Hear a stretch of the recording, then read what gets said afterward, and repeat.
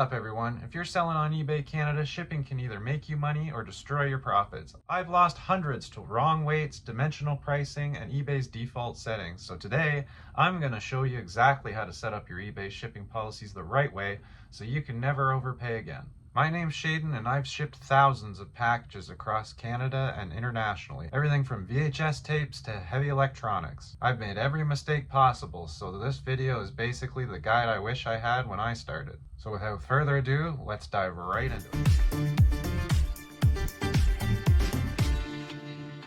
Alright, so first off you want to head over to your eBay account settings and scroll on down until you see your shipping preferences. Click on that. And when you click on that, you'll come to a tab with all your general shipping options for eBay. So first up on the shipping preferences page, we got the eBay International Shipping.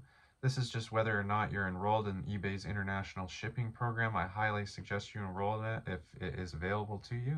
It's slowly been rolling out for all sellers, so keep an eye on this section. You will receive an email when it is activated, and you will automatically be enrolled, so the only way to not be enrolled is to opt out. Basically what this allows you to do is when your international customers purchase, essentially you can ship to a hub in Toronto, and then eBay will handle any returns you have, anything like that. So it's really actually awesome when you get an international sale, because you don't have to worry about returns or anything like that. The customer decides they don't want it or returns it for any reason, eBay handles the refund and you get to keep the sale no matter what. So eBay International Shipping is something I highly recommend. If you're not enrolled, just wait, it will be available to you soon, so keep an eye out for that. Scrolling down to the combined shipping options, we'll go ahead and click into that. I only have one section here. I always use calculated shipping. That's what I would recommend to anybody shipping from Canada. The main reason for this is Canada has a lot of rural areas, and it can be hard to come up with a flat rate shipping that covers Canada-wide shipping.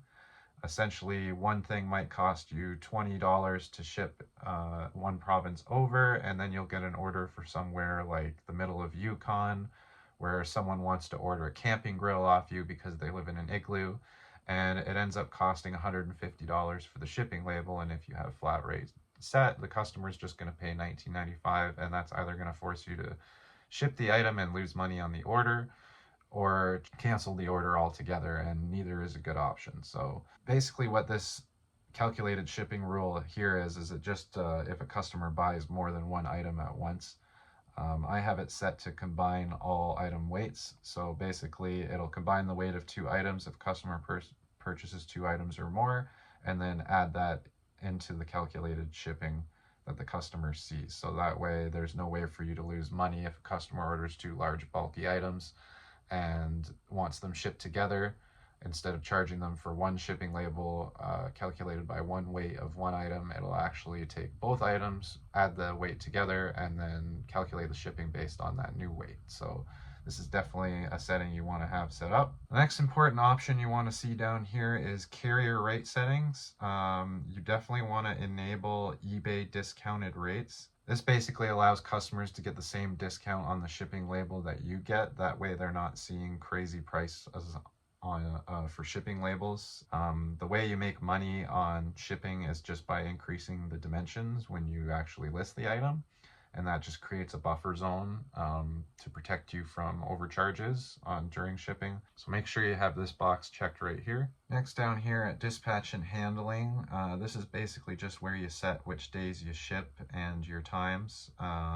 So if you go in here, I always have mine set to ship Monday to Friday because I go to the post office once per day, and then I've unchecked Sunday and Saturday. So basically you just want to set this around your shipping schedule on the days you actually go to the post office and drop your packages off. And that's pretty much it for shipping preferences. As long as you have those main things set up, you should be good to go. Now the next thing we want to do is head on over here to business policies. This is when we're going to actually set up our shipping policies based on weight. I have this set up on 3 tiers for packages. There's a lot of junk in here. I kind of need to clean this up, but I basically have my shipping split up into 3 different tiers based on weight. I have small, medium, and extra large packages for calculated shipping. So if you're gonna create a shipping policy in here and you're a Canadian seller, I highly recommend doing the same.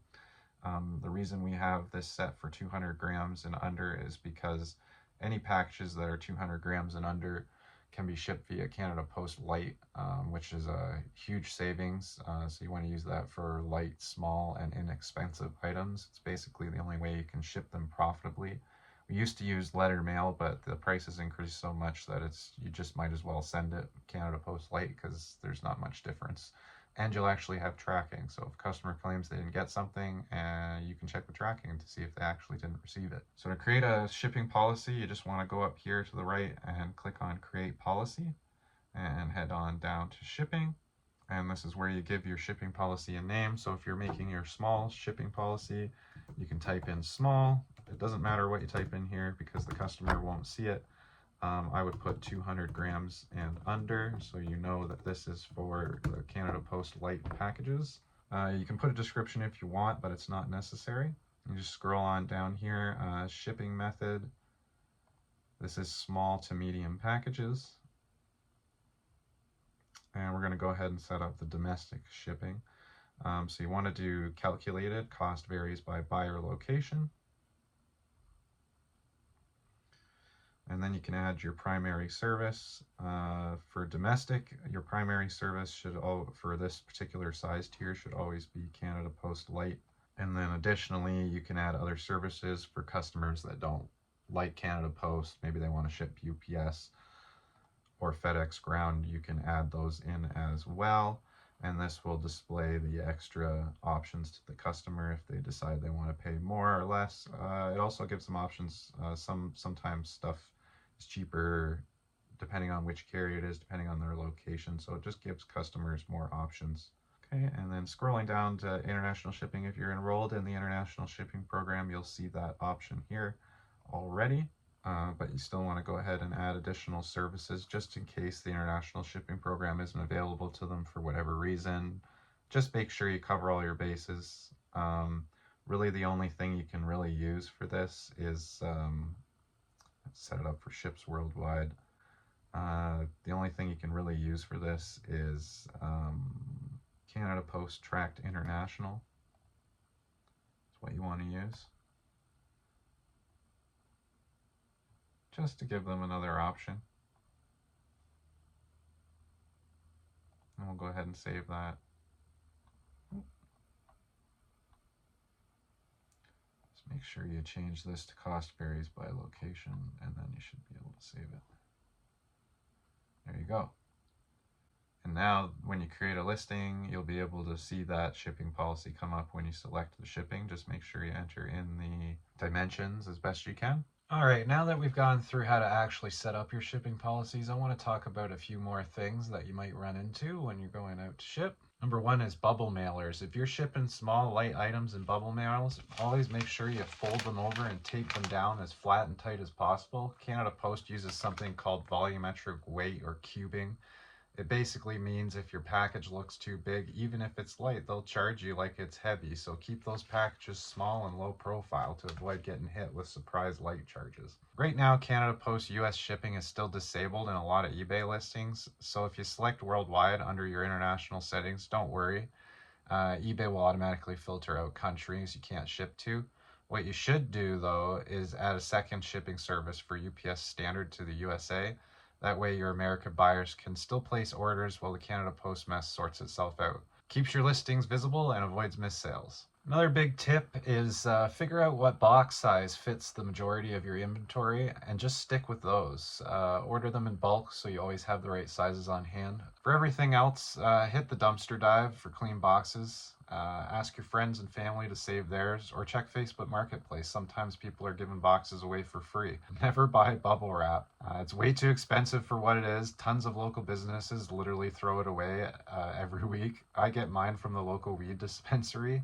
They sell a lot of glassware and toss bubble wrap in the garbage by the bag. So I just asked one day and now they save it for me.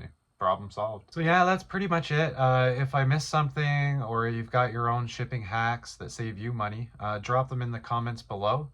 I'll be going through and answering every question down there, especially if you're dealing with weird Canada Post or eBay issues. The goal of this video is to make a living guide for new sellers trying to figure out how to survive Canada shipping. So if you found this video helpful, hit like so other Canadian resellers actually get to see it, and subscribe if you want more breakdowns like this. Thanks for watching, and I'll see you in the next video.